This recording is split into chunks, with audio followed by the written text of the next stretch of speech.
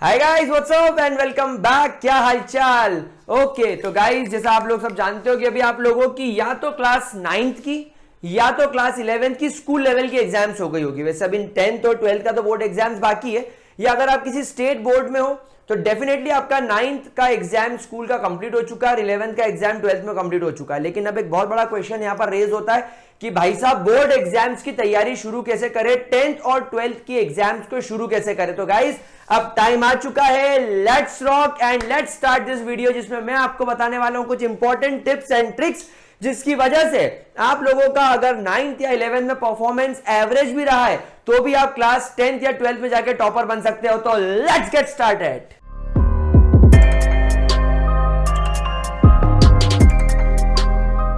Okay तो मेरे 10th और 12th के नए नए बच्चों, सबसे पहली और सबसे इंपॉर्टेंट बात आपको जो ध्यान में रखनी है, that you don't have to overthink about the backlogs. क्या होता है आज की तारीख में सबसे बड़ी प्रॉब्लम स्कूल गोइंग स्टूडेंट्स के साथ ये होती है कि जब आप 10th और 12th की पढ़ाई शुरू करते हो तो आपको पूरे साल भर कई ऐसे टीचर्स मिलेंगे, कई ऐसे टॉपिक्स मिलेंगे जिसमें टीचर आपको ये बोल के आगे बढ़ जाएगा, ये आपने 11th में पढ़ा होगा, हम आगे बढ़ते हैं। और यहीं पर आप लोगों को इस चीज से सबसे ज्यादा नुकसान होना शुरू हो जाता है, दैट इज बैकलॉग्स। मतलब मैं मानता हूं, देखो आप 9th में नए नए आए हो, आप 11th में नए नए आए हो, एंड जब इंसान इस क्लास में पहली बार आता है उसके सारे कॉन्सेप्ट 100% कंप्लीट नहीं होते। अगर आप आइंस्टाइन जैसे हो तो भी आपके कुछ टॉपिक्स इनकम्प्लीट रह जाएंगे। मतलब अगर एक टॉपर बच्चा भी इस वीडियो को देख रहा है तो उसको प्रॉब्लम आई होगी 11th में, उसको प्रॉब्लम आई होगी 9th में। तो मैं मानता हूं कि आपके बैकलॉग्स होंगे, लेकिन गाइस अब जो चीज हो चुकी है उसके बारे में क्या सोचना। आप 12th में आ गए हो, आप 10th में आ गए हो, तो अब जो छूट गया सो छूट गया, उसके बारे में हम बात करेंगे। लेकिन अभी आपको ओवरथिंक नहीं करना। देखो क्या होता है, जब हम कोई नए सफर की शुरुआत करते हैं और अगर हम पहले ही उसके बारे में कुछ नेगेटिव अप्रोच बना ले तो डेफिनेटली कुछ ना कुछ होना है। एक बार मैं एक ट्रिप पे जा रहा था और मेरे एक फैमिली मेंबर ने थोड़ा सा नेगेटिव अप्रोच दे दिया कि अरे यार अभी तो 12 बज रही है और 12 बजे नहीं निकलना है।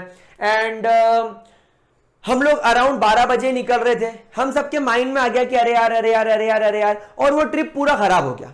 तो क्या हुआ, ऐसा कुछ नहीं था कि वो ट्रिप पूरा खराब हो गया।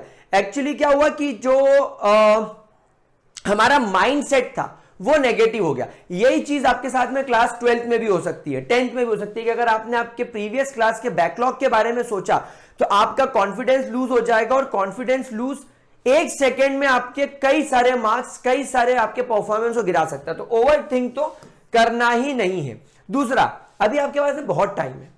देखो अब आप 10th में हो, अब आप 12th में हो, आपके एग्जाम अगले साल अप्रैल में हो गया ना। आपके पास में मोटे मोटे तौर पर अभी टोटल 12 महीने, 365 दिन तो होंगे ही होंगे। तो गाइस अगर आपके पास में अभी इतना टाइम है तो सबसे पहले क्या करो, इस बैकलॉग को क्लियर करने के लिए आप अपने एक बहुत बढ़िया से मेंटोर को सिलेक्ट करो। देखो आप स्कूल जा रहे होंगे, देखो कि स्कूल में आपको जो बंदा पढ़ा रहा है वो कैसा पढ़ा रहा है। भाई आपने उससे 9th में पढ़ा है, आपने उससे 11th में पढ़ा है, देख लो पढ़ा रहा है कि नहीं पढ़ा रहा है। अगर आपको लगता है कि वो बंदा आपके लिए सूटेबल नहीं है, मैं ऐसा नहीं बोल रहा हूं कि उनको पढ़ाना नहीं आ रहा है, वो अच्छा नहीं पढ़ा रहे, लेकिन वो आपकी उससे ट्यूनिंग नहीं जम रही है, आपका और उसका कनेक्शन नहीं बन रहा है, अवॉइड कर दो। देन साल भर उसके ना तो सब्जेक्ट को जो पढ़ा रहा है, ना तो उसके दिए हुए किसी टास्क को, ना उसकी अच्छी बात को, ना उसकी बुरी बात को ध्यान रखना।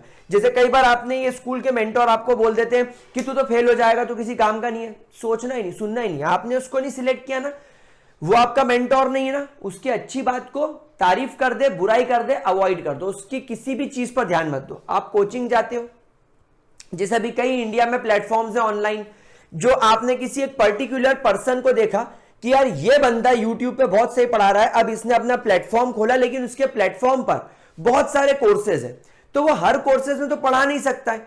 अच्छा, वो बंदा एक पर्टिकुलर सब्जेक्ट पढ़ाता है, अब उसमें से मान लो बायोलॉजी भी है, मैथ्स भी है, फिजिक्स भी है, केमिस्ट्री है। आप उस बंदे से मान लो फॉर एग्जांपल आप उस बंदे से मैथ्स पढ़ने चले गए, केमिस्ट्री का क्या करोगे। तो जरूरी नहीं है कि आपने उस बंदे के साथ में केमिस्ट्री पढ़ना है, आपको उस बंदे के प्लेटफॉर्म पे केमिस्ट्री पढ़ना है। देखो आज का टाइम डिजिटल वर्ल्ड है, आज कोड़ियों के भाव कोर्सेज बिक रहे हैं। तो गाइस अब आपको क्या करना है, आपको आपके मेंटोर को अलग अलग जगह से सिलेक्ट करना है। आप एक पर्टिकुलर प्लेटफॉर्म पे फिजिक्स पढ़ लो, आप अगर मेरे से पढ़ना चाहते हो, अगर आप मुझसे केमिस्ट्री सीखना चाहते हो, अगर आपको लगता है कि मृत्युंजय पंड्या और मेरा कनेक्शन बनता है, तो आप केमिस्ट्री के लिए मुझे सिलेक्ट कर लो, आप बायोलॉजी के लिए अमृता मैम को सिलेक्ट कर लो, आप मैथ्स के लिए किसी भी एक प्लेटफॉर्म पर जाकर टीचर को सिलेक्ट कर लो। बहुत सारे प्लेटफॉर्म है, लेकिन गाइस बस एक बात ध्यान रखना कि उन प्लेटफॉर्म्स पर अगर आप पेड जा रहे हो तो ठीक है, लेकिन उसके बावजूद कई बच्चों को प्रॉब्लम आती है। तो गाइस फिर आप लोग YouTube पर विश्वास कर सकते हो, क्योंकि देखो आज की तारीख में अगर मैं सिर्फ ग्रेविटी सर्कल की बात करूं, अपने चैनल की बात करूं, तो मैं आपको 100% कंटेंट देता हूं। तो गाइस अभी आपको देखना है कि ऐसे कौन कौन से टीचर्स हैं जो YouTube पर अपने प्लेटफॉर्म का प्रमोशन नहीं करते। आपको पता है बैकएंड में कितनों के प्लेटफॉर्म्स हैं, तो आप देख लो कि यार वो बंदा ठीक से पढ़ा रहा है कि नहीं, कि वो कुछ चीजें ऐसी छोड़ देता है जो वो एक्सपेक्ट कर रहा है कि आप उसके प्लेटफॉर्म पे जाके पढ़ो। तो गाइस पढ़ने के लिए बहुत कुछ है, लेकिन अब आपको आपका दिमाग लगाकर मेंटर सिलेक्ट करना है। अगर आपने आपका फिजिक्स, केमिस्ट्री, मैथ्स, बायोलॉजी का एक पर्टिकुलर मेंटर अगर आपने सिलेक्ट कर लिया है, फिर गाइस साल भर बस आपको उसके साथ रहना है। फिर आपको यह नहीं कहना कि आपका दोस्त आके बोलता है अरे अरे अरे अरे वो वाला प्लेटफॉर्म पर वो पर्टिकुलर बंदा बहुत अच्छा पढ़ा रहा है, अपन वहां चले गए। भेड़ चाल में फंसोगे, बर्बाद हो जाओगे। इंडिया में भेड़ चाल की सबसे बड़ी प्रॉब्लम है। तो गाइस भेड़ चाल में नहीं फंसना है, अदरवाइज आप लोगों के साथ में दिक्कत आ जाएगी। एक मेंटोर रखो, काम खत्म। आगे बढ़ते ना, सिलेक्ट कैसे करेगा इस मेंटोर को? तो देखो मेंटोर को सिलेक्ट करने का सबसे बढ़िया तरीका है कि वो सबसे ज्यादा डेडिकेशन से पढ़ा रहा हो, मतलब वो हर टॉपिक को ऐसे पढ़ा रहा हो कि आपको क्लियर कर सके।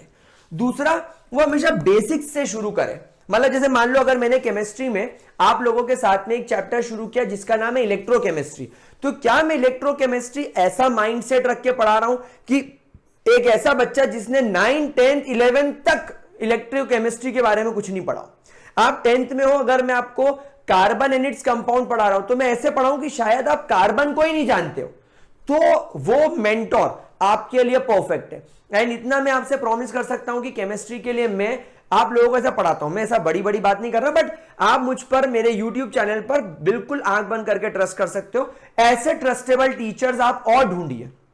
अभी मैंने आपको क्या बोला, 1 साल का समय, रिसर्च करो, रिसर्च करो। और गाइस तीसरी बात, अगर कोई बंदा आपको यह बोलता हुआ मिल जाए कि ये तो आपको 11th में करा दिया था, इसलिए इस पर अभी ज्यादा डिटेल में बात नहीं कर रहे, तुरंत भाग जाओ, यह डेंजरस हो सकता है। यही बैकलॉग आपका पाइल अप कराता है, यही बैकलॉग होता है। गाइस हमेशा ध्यान रखना, अगर आप किसी से पढ़ रहे हो तो वो टीचर का फर्ज होता है कि अगर वो पर्टिकुलर टॉपिक का नाम क्लास 12th में आया है तो वो उसको क्लियर कराए। फॉर एग्जाम्पल, जैसे मैं आपको एक एग्जाम्पल बताऊं, जैसे मैं क्लास 12th में एक पर्टिकुलर टॉपिक पढ़ाता हूं जिसका नाम है मार्कोनिकॉफ रूल। छोटा सा एग्जाम्पल देता हूं, वो मार्कोनिकॉफ रूल क्लास 11th में हाइड्रोकार्बन्स में उसका मैकेनिज्म दिया है। बहुत सारे टीचर्स क्या करते हैं, गाइस ये मार्कोनिकॉफ रूल है, इसमें ये यहां पर जाकर ऐड होता है, क्लास 11th में हमने मैकेनिज्म पढ़ा था, आगे बढ़ गए, खत्म, गया, टाटा बाय बाय, क्योंकि मैकेनिज्म पर क्वेश्चन आता है क्लास 12 बोर्ड में। तो 11th का टॉपिक 12th में पूछा जाता। तो अब ये आपके मेंटोर का काम है कि आपको पढ़ाए, तो मेंटोर उस हिसाब से आपको सिलेक्ट करना है। Guys stay calm, go 1 by 1, यानी क्या मतलब एक साथ सब खा लूं, इट्स नॉट पॉसिबल। भाई मुझे एक बात बताओ, आप किसी पार्टी में जाते हो तो एक एक करके पहले सूप पीते हो, फिर थोड़ा स्टार्टर लेते हो, फिर मेन कोर्स खाते हो, फिर डेजर्ट खाते हो, आराम से इत्मीनान से एंजॉय करते हो। तो गाइस पढ़ाई भी एंजॉय करो ना। पढ़ाई में आपके मान लो आप क्लास 10th में हो और मैथमेटिक्स में आपके 15 चैप्टर है, तो आराम से एक चैप्टर उठाओ, आपके मेंटोर के साथ में वो एक चैप्टर कंप्लीट करो, उस एक चैप्टर को प्रॉपर तरीके से समझो, उसके सारे क्वेश्चन लगाओ, उसको 100% करो, फिर अगले चैप्टर पर जाओ। अदरवाइज क्या होता है, कई सारे बच्चे क्या करते हैं, बुक खोल लेते हैं, अपने हिसाब से देख लेते हैं, ट्रिग्नोमेट्री इंटरेस्टिंग लग रहा है, चलो ये शुरू कर देते हैं। नहीं, अच्छा फिजिक्स में मोशन पसंद आ रहा है, चलो ये कर लेते हैं। बायोलॉजी में तो मेरे को रिप्रोडक्शन में बहुत इंटरेस्ट है, वो कर लेते हैं। नहीं, ऐसा नहीं करना है, गो 1 by 1। जो चैप्टर एनसीईआरटी में आपके पर्टिकुलर स्टेट बोर्ड में नंबर 1 पर दे रखा है, वहीं से शुरू करना, वहीं से शुरू करना। अभी कोरोना का टाइम पीरियड चल रहा है, कब आपका बोर्ड वाले का दिमाग खराब हो जाए और वापस टर्म 1 टर्म 2 कर दे, वापस कोई नया क्राइटेरिया लॉन्च कर दे, तो आप क्या करोगे? इसीलिए आपको हमेशा 1 by 1 चलना है, एक एक चैप्टर स्टार्टिंग से एंडिंग तक बढ़ाओ, आपका काम चलने दो। Next part, follow 1 rule book. 1 rule book मतलब आपकी एक रूल्स की किताब होती है, एक पर्टिकुलर सेट ऑफ रूल्स होते हैं, वैसे ही आपकी भी एक किताब होनी चाहिए जो आपके लिए गीता, बाइबल, कुरान जैसा काम करेगी। बस उसे ही फॉलो करना है, वही आपका मार्गदर्शक है, वही आपका मेंटोर है। सीबीएसई स्टूडेंट्स के लिए एनसीईआरटी, स्टेट बोर्ड्स के लिए आपके स्टेट बोर्ड की बुक, आप उसी को ही फॉलो करो।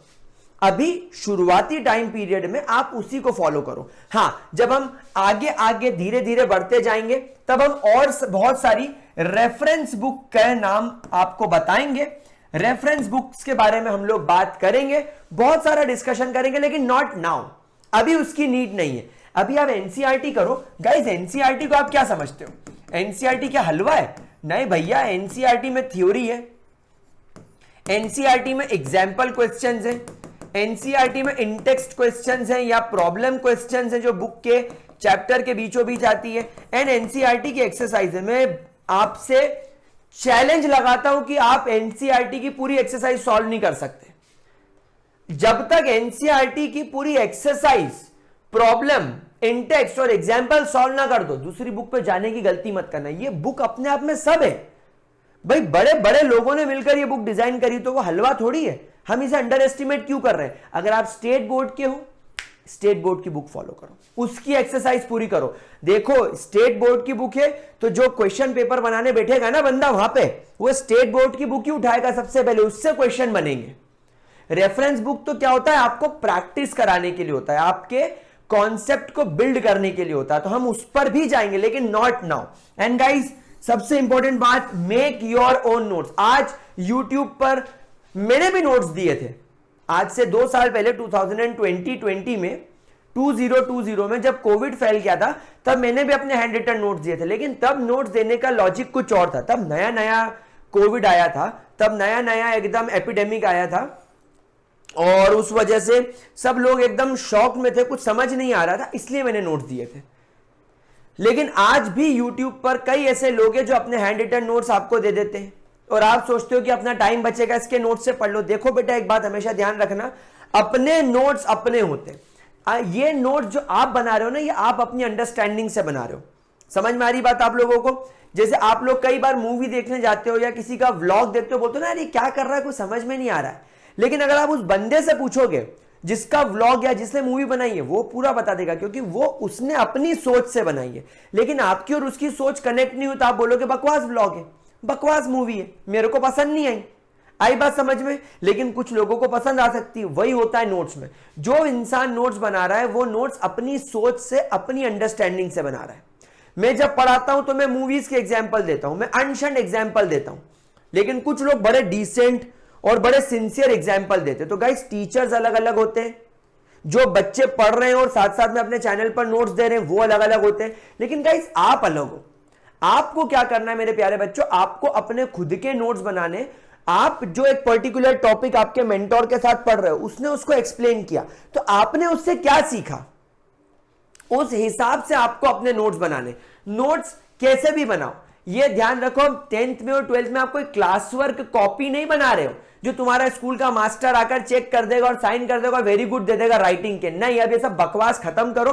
अब हम आ गए बड़ी क्लास में, अब हमें हमारे स्कोर से मतलब है, हमें हमारे करियर से मतलब है। अब हमें स्कूल के टीचर को इंप्रेस नहीं करना है कि वो वेरी गुड दे देगा और एक चॉकलेट मिल जाएगी। नहीं, नोट्स बनाने हो अपने हिसाब से बनाओ, लाइन बनाओ, फ्लो चार्ट से बनाओ, है ना, और पॉइंट वाइज बनाओ, हिंदी में लिख दो, ब्रैकेट में नाना पाटेकर का आलू ले लो, कांदा ले लो वाला एग्जाम्पल लिख दो। जो आपको करना है करो, ये आपके नोट्स है।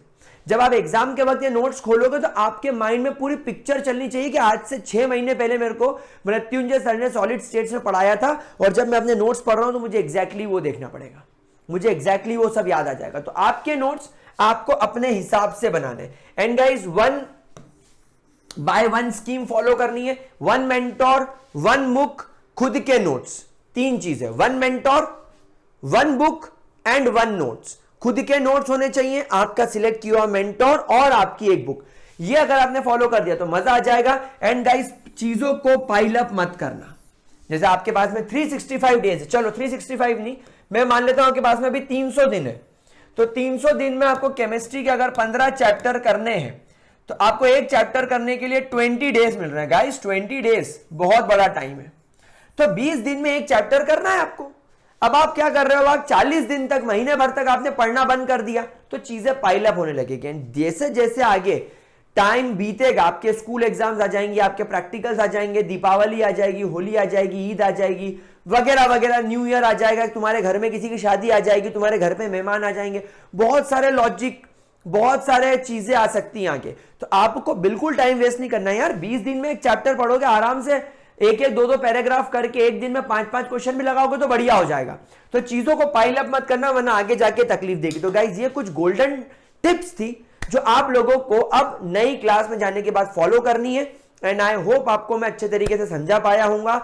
आई होप आपको ये वीडियो पसंद आया होगा। पसंद आया तो गाइज अपने साथ में जो दोस्त वगैरह हैं उनके साथ में शेयर करो। मुझे कमेंट में लिखकर बताओ कि आपको और कौन कौन से टॉपिक्स पर वीडियोस चाहिए, एंड चैनल को सब्सक्राइब जरूर कर लेना। तो that's all for this video. Bye bye, take care and have a great day, keep studying guys.